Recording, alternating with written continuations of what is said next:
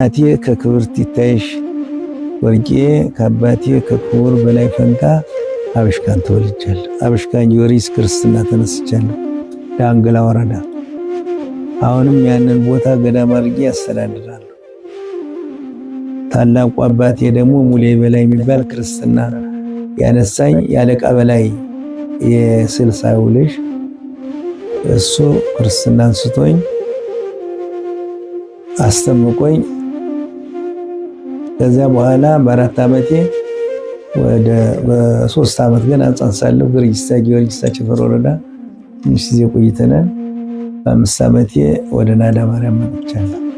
በሕፃንነቴ ትምህርት የታገቡኝ በ64 ዓመተ ምህረት ደብረ ማርቆስ አባቴ ወስዶ ዲቁና መጋቢት 21 ቀን ዲቁና ሰጥቶኛል ከወንድሜ ጋር። እኔ ትምህርት የጀመርኩ በ6 ዓመቴ ነው እና መጀመሪያውኑ ትልቅ ወንድሜ ይማር ነበር እና ያ ትልቅ ወንድሜ ሲማር አስተዳደር ተብዬ ምሸት እጃድር ነበር እና አያቴ አባ ወርቄ ይባላሉ። ታላቅ ሰው ናቸው። ቀድሞም ትንቢት ይናገሩ ነበር ከዘራቸው መነኩሴ እንደሚወጣ እና ፈቅጄልሃለሁና ተማራሉ። ከትልቅ ወንድሜ ቀጥዬ ትምህርት ጀመርኩ። በዚያ ዘከራ ላይ መርጌታ ታምር እንዳለው መርጌታ በቃ መጀመሪያ ከመርጌታ ታምር እንዳለው ዳዊት ተማርኩ። መዝሙረ ዳዊትን ከተማርኩ በኋላ ከትንሽ ወንድማቸው ከመርጌታ አበበ እንዳለው ደግሞ ከላለሱና ያው ችግር ማያደርገው የለም ጸመድ ጓም ገዛበት አጣው ሳጣ ወደ ቅኔ ቤት ፈቀዱልኝና ወደ በ65 ዓመተ ምህረት በ66 ዓመተ ምህረት ወደ 10 ደብር ቸፈር ወረዳ 10 ደብር ሄዱ። 10 ደብር ማለት 10 ቤተክርስቲያን በአንድ ቀጠና የሚመሩ ናቸው። ከዚያች ለግ ማርያም ላይ የካቲት 20 ቀን ገባኋት። ከዚያ ቅኔ ከመምህር መንክር ስንሻው ቅኔ እዚያ ተማርሁና ታላቅ ወንድሜን አገኘሁት። እዚያ ስንማር ከርመን በየካቲት ገባሁ። በአመቱ በየካቲት ላይ ቅኔ አንድ ጊዜ ቅኔ ሞላሁና የፋሲካ እዚህ መጣሁ። አሁን ተመልሼ ከመርጌታ ከነፈረጉ የዋሸራ ሰው ናቸው። ይህን ታክሊሉ ልጅ ናቸው። እዚህ ዋስታ ሄዱ። ከዋስታ ከመርጌታ ብርሃን ቸፈር ወረዳ ላይ ድኩል ሚካኤል ሄጄ ገባሁ። እዛ ቅኔ ተቀኘሁ። አሁንም መርጌታ ከነፈረጉ ሄጄ መጀመሪያ አስነጋሪ ሆን ቅኔ በገባ በአመቱ ተቀኘሁ። በተቀኘሁ በአመቱ ደግሞ አስነጋሪ ሆን ከዛ ቀጥዬ ደግሞ ዘራፊ ሆነ ምክትል። ከዚያ ዋርላ ሄዱ። ዋርላ ሄጄ ከየንታ ወልደ ሰንበት ደግሞ ሚዛ ተክለ ሃይማኖት እዛ ስማር ቆየሁና የፋሲካ ተመልሼ መጣሁ። ዋርላ ቅኔ ልማር ብዬ ነው መጥቼ ከየኔታ መንክር መጣሁ። ተማሪው በስቶ ነበረ። ተማሪ አይቀበሉም ነበረ። ኋላ እኔን ተቀበሉኝ። ምንድነው አዋይባይ በኔ ተቀበሉ ሲሏቸው አይ እናንተ ቄሱ ናችሁ ነው የምትቀሩ፣ እሱ ግን ታላቅ ጉባኤ አስፍቶ ያስተምራል አሉ። ለግ የነበሩት የንታ መንክር ስንሻው እንደ ነቢያት ትንቢት ይናገሩ ነበር። እንደ ሊቃውንት ምስጢር ያራቅቁ ነበር። የንታ መራዊ ልጅ ናቸው። ዋርላ ቅኔያቸው ዋርላ ነው። እዛው ከረሙ የንታ ተወው ነበሩ። ዛሬ ባህር ዳር አሉ። ከዚያ ቀን የስማር ከረም ወዲያው እዚያ አስነጋሪም ሆነው ዘራፊም ሆነ። ከዚያ ተመረቁ። መረቁና ሄዳ አስተምራሉ። የህፃን ነኝ አይቻልም። እኔ የሚታየኝ ምንድነው ብትሬ ወደ ማርቆስ ትሄዳለች በደመናው ላይ አርጋ ምንድነው ሲል ጅንፎ ሊደረግባት ነው። አሁንም ይወስዱኛል አምደ ብርሃን ላይ ያቆሙኛል እና እንደው በቃ ምኝታ አጣሁ። ለካ ብትሬ ጅንፎ ቢደረግም ማለት መጽሐፍ ትማራለህ እያለ ትንቢት እየነገረኝ ነው ማለት። ከዚያ በግድ ሲመርቁኝ ቻባ ቸፈር ወረዳ ላይ የንተዋቢ ጸጋ እዚያ ገባሁ። የቅኔ መምህር ናቸው፣ የሐዲሳት መምህር ናቸው፣ የፍትሐ ነገሥት መምህር ናቸው። በጣም ብዙ ተማሪ ነበራቸው። ከዚያ እኔ ከሄዱ በኋላ ወደ 20 ዘራፊ ሆነ። ተማሪው በዛ። አንድ ወረዳ አልፈን 2 ወረዳ ይለመን ነበር። ከዚያ ሳስተምር ቆየው። ወዲያውኑ በሄዱ በ2 ሳምንት በ3 ሳምንት አስነጋሪ ያደረጉኝ እዛ ዘራፊ ሆነ። 1 ወር ቻባ አይንተዋቢ 1 ወር የእንታ መንክር ጉባኤ እንዳይፈታ ለግየዱ አስተምር ነበር። 2ቱን ጉባኤ በዘራፊነት ይዤ አሁን ነሐሴ የደረሰና ፍልሰታን ጾምና አሁንም የእንታዋቢ መርቄ አወጣለሁ ሲል ደግሞ ሕፃን ነኝ እንዴት ይመጣለሁ? 6 ጊዜ ሆዋይንቼ ቤት የደረስኩ። ከዚያ ተነስቼ የእንታ ተስፋ ይቸናል ማርሰል የእንታ ተስፋ አርፎ ቆዩ። መምጫጣሁ ጳጉሜን 5 ብቻዬን አደርኩ። መስከረም 1 ቀን መምጫ ሳጣ እንትን ብለግ ሄዱ። ማን እንደነገራቸው አላውቅም። ፍትሐ ነገሥት ተማራለሁ። ወረኔ አይሆንልኝ ማለት ትልቅ ሰው ነህ አሉ እና ፍትሐ ነገሥት ተማር ትልቅ ነህ አሉ። ፍትሐ ነገሥት የሚማር ወይ ዘራ መንግስት ያለው ወይም የተማረ ሰው ነው። ተርታ ሰው አይማረው። ማናቸው ፍትሐ ነገሥት እንዲማሩ የኔ ተማርቆስ ናቸው እንዲያሉ ፍትሐ ነገሥት ተማራሉ። ወረኔ አይሆንልኝ ማለት እሳቸው መጀመሪያ ፍትሐ ነገሥት የተማሩ ለምን የዲማ ሰው ሄዶ ደብረ ወርቅ ፍትሐ ነገሥት እንዳይፈር ፍርድ መፈረድ የለበትም እና ተማራሉ። ይከብደኛል።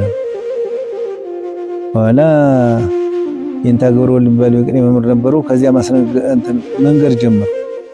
ለመማር ሳይሆን ለመጠጊያ ብዬ ነው። ከዚያ በሳምንት ያስነጋሪ ያደረጉ እዛ ዘራፊ ያደረጉ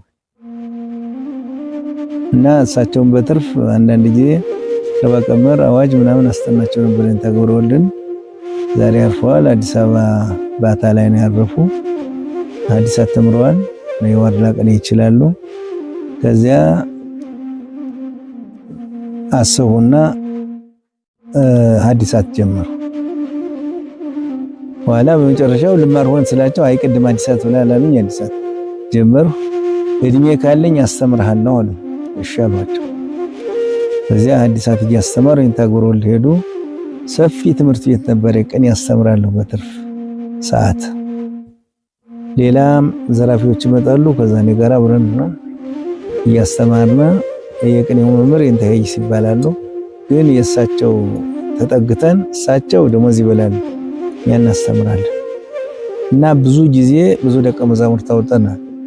ዲማ ላይ መምህር ዘሚካኤል አርፏል። አሁን እሱንም እዚያው ያስተማሩት መምህር ብዙ ወይም ገብረ ኢየሱስ አይለ ኢየሱስ የሚባለው የገዳሙ ኃላፊ እዛው ነው ያስተማሩ። እዚያ ያስተማሩት ሌላም ብዙ ልጆች እዚያ ያስተምራሉ። እዚያው ያለው ዛሬም የቅኔ መምህር ያቋ መምህር ሆነው እነ መርሃ ጽድቅ እዛ ያስተማሯቸው። ብዙ አይነ ስውርም እየተሰረቀብኝ መልሼ አይነ ስውሮችን ለመምህርነት አውጥቻለሁ። አሁንም መርሃ ጽድቅ ይገኛል እዚያው ቆቆም ያስተምር። ከዚያ እንዲያሉና ደግሞ አሁን አለቃ ሆናሉ። ደግሞ እዚያ ሐዲሳቱን ዘለቁ። ብሉይ መርጦ ለማርያም መምህር ኃይለ ኢየሱስ እጅ ተማሩ። ከተማሩ በኋላ አሁን ፍትሐ ነገሥት ተማራሉ። ፍትሐ ነገሥት ተማሩ። ከመምህር ሞላ አብሻር ተምሬያለሁ። መምህር ሞላ ወይም መምህር ኢሳይያስ ይባላል። ከተማሩ በኋላ አሁን አለቃ ሆናሉ። ያለቃ ሆኑ። መምህር ሞላ የት ነበሩ? ዲማ ያብሻሩ መምህር ሞላ ናቸው። ወይም አባ ኢሳይያስ ይባላሉ። እንደዚህ ስማቸው ሁለት። ከሳቸው ከተማረ በኋላ ብሉይ ከንተኔ ተምሬያለሁ። አቶ ገብረ አምላክ የሚባል የዛው ሀገር ተወላጅ ተወካይ ነው። አቶ ማለት ታላቅ ገናና አቤቱ ጌታዬ የሚባል ማለት ነው። አቶ የመጽሐፍ መምህር ስም ነው እና እሳቸው ብሉያቱን ግማሹን እሱ ተምሬያለሁ። እሳቸው ተምረናል። እዚያም መምህር ኃይለ ኢየሱስ ደግሞ መርጦ ለማርያም ነገስቱን ምኑን እዚያ ጹጻኑን እዚያ ተምረን ኋላ አሁንም አለቃ ሆናሉ። እኔ አለቃ አልሆንም ማለት ከዚህ አስተምሮ ላስተምር አለቃ ግን አልሆንም። ደግሞ መምህራችን ደግሞ ያው ችግር ስላለባቸው አዲስ አበባ ለጵጵስና ደግሞ አሰቡ። እኔ ጳጳስም አልሆንም ምክንያቱም ፍላጎት የለኝም። ማስተማር ነው ፍላጎት እንጂ ጳጳስና እኔ አልፈልግም። ጳጳስና የሚፈልጉ የኔታ ማርቆስ ናቸው። የኔታ ማርቆስ እና ጳጳስና የሚፈልግ ሰው ሊሆን ይችላል። እኔ ፍላጎቴ የለኝም። ተምሮ ማስተማር ነው። ከልጅነቴ ማየው ተማሪ ከቦኝ ተማሪ ሳስተምር አንድ ቀን ትምህርት ቤት ተለይጄ ካደርኩ አትክልቱ ደርቆ ይታየኛል። በልጅነት ማንስቶ መምራን ሳለሁ የፋሲካ መጥቻለሁ። ማስተማር ነው ስራ።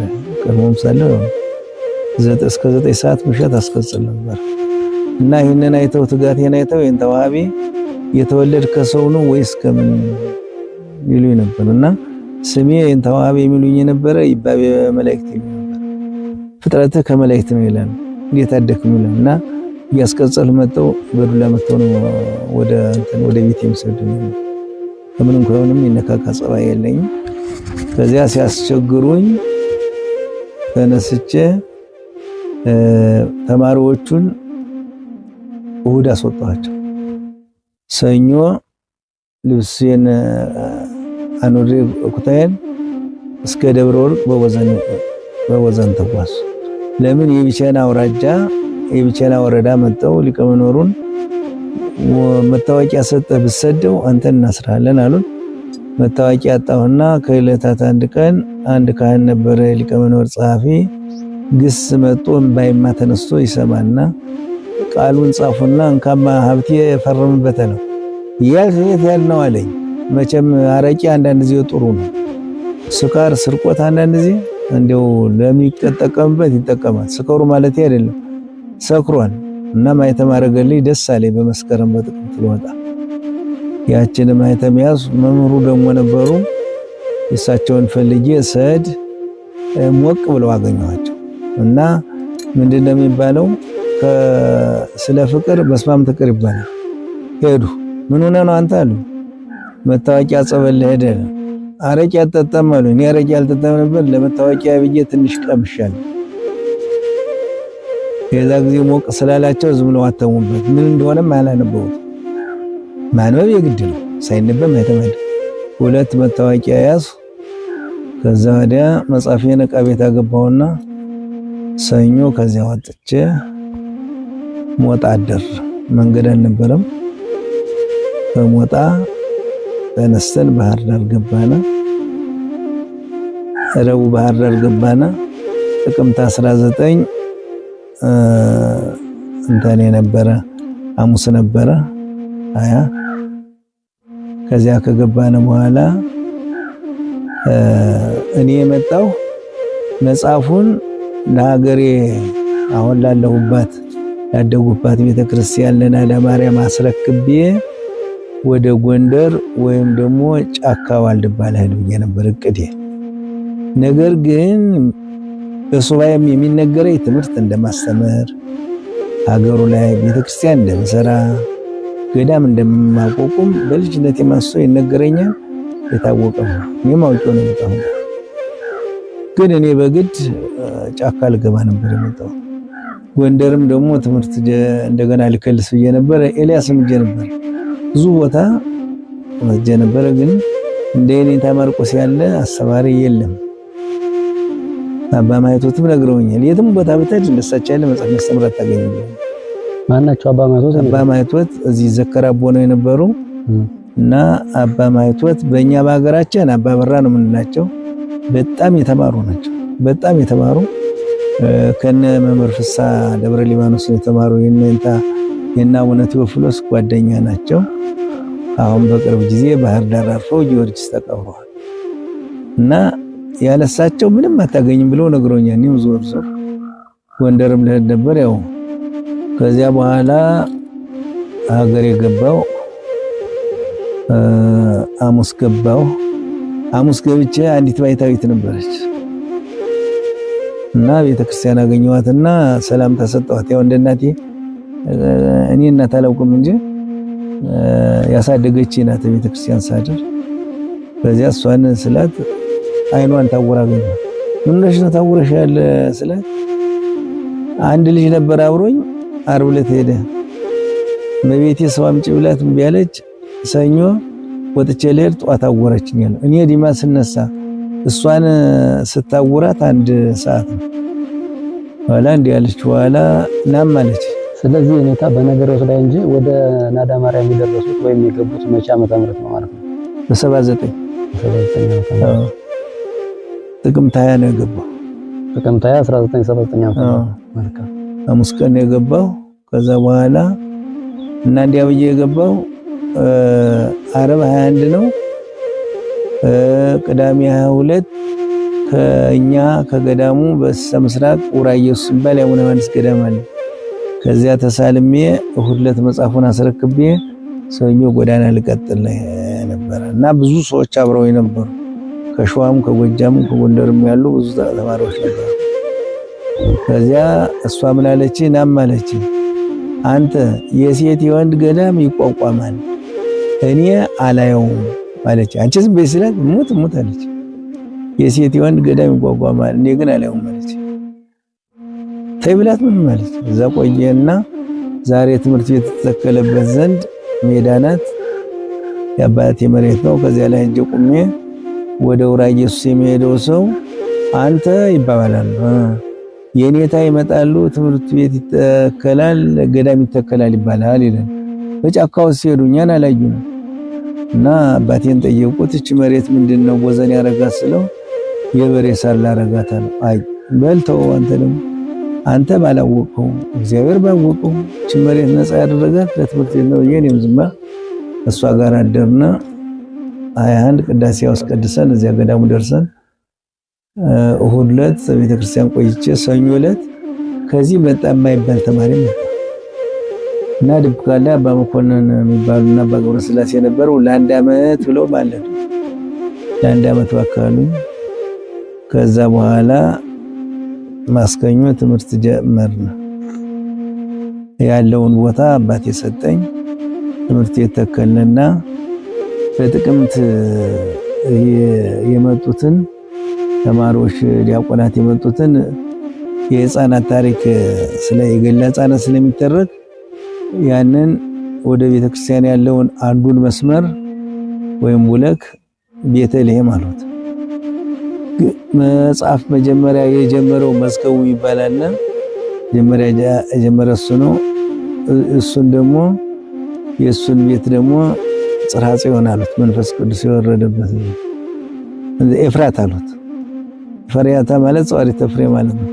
ግስ ማወርድበትን ቦታ ደግሞ አንዱን ሙለክ ጽርሐ ጽዮን አሉት። ተማሪ ሽንት ቤት የሚጸዳበትን ደግሞ ናዝሬት አሉት። ናዝሬት በዕብራይስጥ ቋንቋ ጎስቋላ ማለት ነው። እዚያ በየካቲት ደግሞ ተማሪ የዐቢይ ጾም ዲያቆናቱ ተማሪው የመጡበትን ደግሞ እንትን አሉት ገሊላ ብለን ሰየምነው እና እንዲህ ያለ ነበር። ስም የራሱ የትምህርት ቤቱ ስም አለ። አሁን ስንገናኝ የት ነበር ገሊላ፣ የት ነበር ጽርሐ ጽዮን፣ የት ነበር ናዝሬት፣ ቤተልሔም ብሎ ያመጣታል። ሊያርገን እዛ ያስተማረን ነው። አንድ ዓመት ያልነው ፈቃዱ የእግዚአብሔር ሆነና እንግዲህ እየተባዛ ሄደ። የአዳር ትምህርት ቤት አቋቁማለሁ ብዬ እዛ አኳቢያ ላይ ታች ጫካ ላይ ውሃ ወጥተን እንሰራለን ስንል አንዲት ሙሃይ ላቀች መጣች። ኋላ ሙሃይ ማርታ አንዳንድ ሲሉ ሴቶች ወረር አደረጉትና ቅዱስ ላሊበላን አስፈቅደን ከአቡነ በርናባስ ለሴቶች የሴት ገዳም አቋቋምንበት እና ብዙ ፈተና ደረሰ። ያው እግዚአብሔር ፈተናውን አስታገሰው። እንዲሆነን ከ79 አንስተን ነው ዲማ ከ74 እስከ 79 ብዙ ደቀ መዛሙርት ታውጥቻለሁ። አዚያ መጽሐፍ እያስተማሩ በስተጎን መጽሐፍ የሚመሩትም ደግሞ ሲከልሱ ከኛ ከ74 መስከረም 1 ነው እስከ 79 ጥቅምት 15 ድረስ አስተምረንበታል ዲማን። ዛሬም ያ ጉባኤ ቤቱ ሳስተምርበት የነበረው ትምህርት ቤት ተሰርቶበታል። ሳስተምርበት የነበረም ወንበሩ አለ እስካሁን ዲማን እና እንዲያውነን ዲማን የለቀቁት ያለቃ ምናምን እያሉ ነው እንጂ እኔስ እንኳን ያን ጊዜ አሁንም በደስ ይለኝ ነበር። ግን አለቅነት የሚባል ነገር ከትምህርት ጋር ማይመች ስለሆነ እዚያ መጣነ። ከዚህ በ86 ድሮ የአባናዳ የሚባሉ ታላቅ ባይታዊ ነበሩ። ዋሻ አላቸው። ብዙ ነገር ነበረ፣ ገዳም ነበረና በክፉ ቀን በአፄ ዮሐንስ ገዳማቱ አልቀው ቦታው ተፈቶ ቤተክርስቲያኑን ገበሬ ወርሶት በጥቁር ራስ ሲቀደስ ቆየ።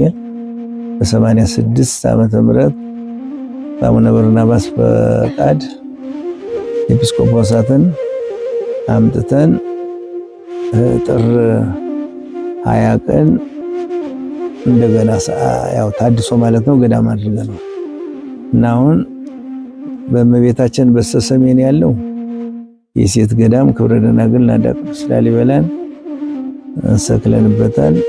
አሁንም ደግሞ በግሸን አምሳል ህንጻውን ደናርገን አድሰነው እንኖራለን። በዚህ ዓመት ውስጥ ግን ብዙ ሐዲሳት የተማሩ ልጆች አሉን፣ ወንድሞች አብሻርም የተማሩ ታረገስ የተማሩ በቅኔ የተመረቁ። አሁን አንድ እንትን ብንል አዲስ አበባ እነ መምህር ቀለሙ እነ መምህር ተስፋ አሁን ወደ ውጭ ሄዷል እንጂ እነ መምህር እንትን አይምሮ ሌሎችም ብዙ ናቸው። እነሱ ብቻ አይደሉም ተመርቀዋል። ባህር ዳርም እነ መምህር ዮሴፍ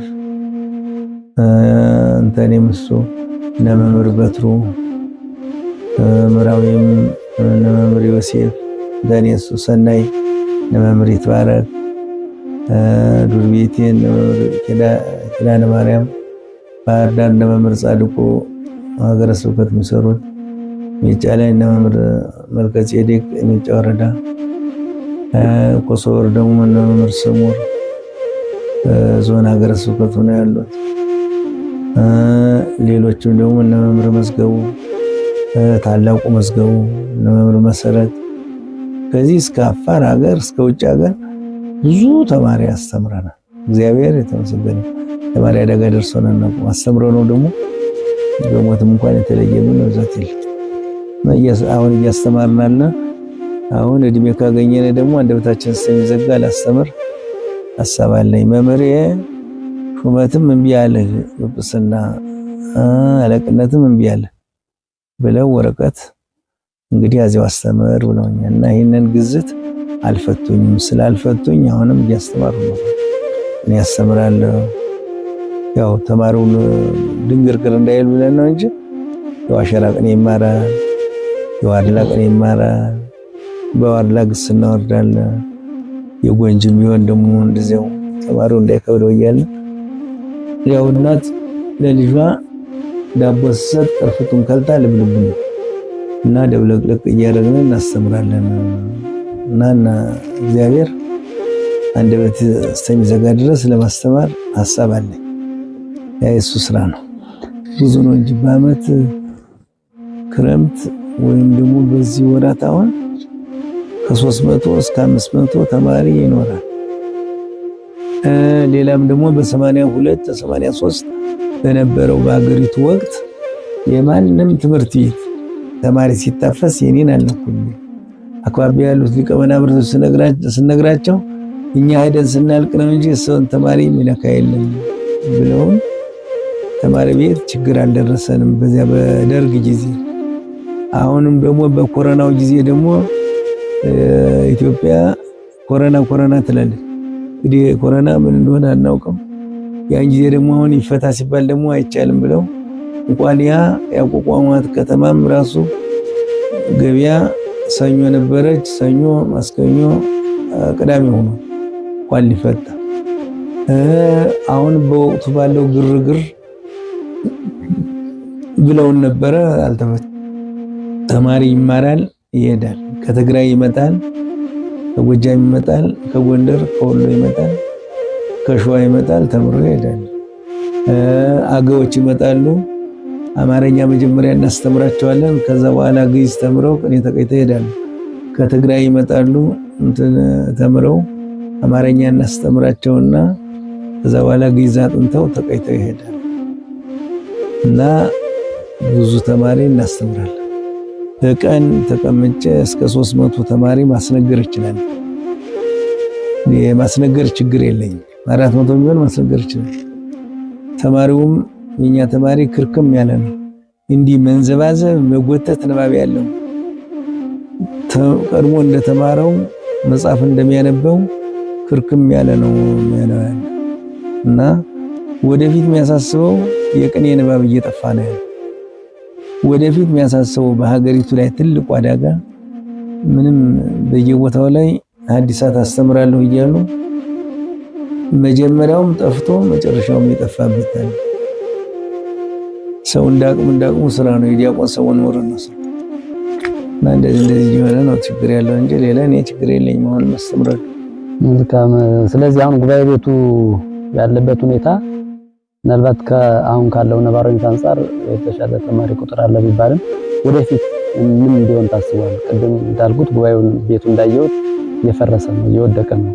ሌላ አዲስ ጉባኤ ቤት ተጀምሯል። ስለዚህ እዚያ ጉባኤ ቤት ላይ ምን ጉባኤ ቤት ነው መትከል የሚፈልጉ? እኔ አሁን ያንን አዲሱን ይሄ እዚህ ላይ አለ። አዲሱ ጉባኤ ቤት ወደ 16 ክፍል ነው። አንዱ ክፍል 60 ተማሪ ይዛል። አልጋ አለ፣ ፍርናሽ አለ። ምዕመናን አወጣጣው የሰጡን ከዚያ ላይ አሁን የፈለግነ ብሉይ ሐዲስ ሊቅ መጽሐፈ መነኮሳት እንዲካድበት ነው ያሰብነ። አብሻሩንስ ባንገድፈው እንግዲህ የለም። አብሻር የተማረ ሰው በሽተኛ ነው የሚሆን፣ ወደ ሌላ ነገር እየሄደ እያስቸገረ። እኔም እንግዲህ አላስተምርም ብያለሁ እና ያንን አስበናል።